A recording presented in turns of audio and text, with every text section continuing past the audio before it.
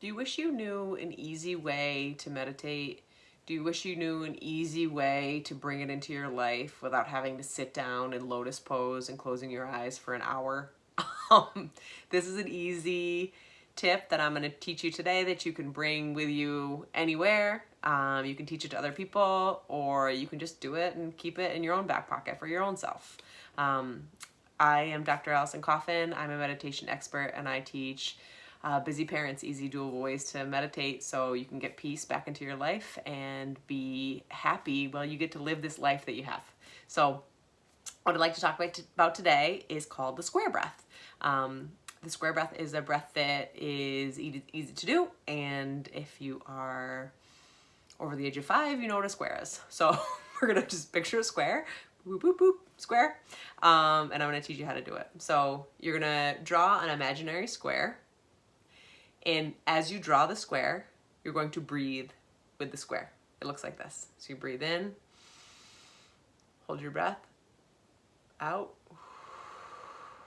hold your breath, in, hold your breath, out,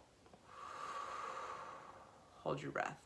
So you're gonna breathe in on the up, stop at the corner, hold your breath so you get some control of your emotion, and then you're gonna go across, hold your breath, breathe, pause, and keep going on in that pattern. So again, it looks like this. Breathe in, hold, feel free to follow along, hold,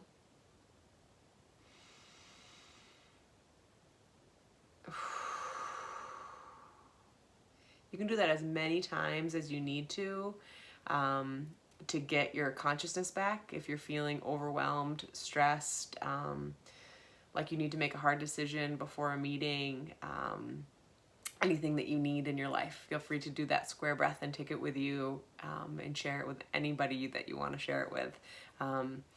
And if you need more help on your meditation journey, I have more stuff for you. You can click the link below and get it.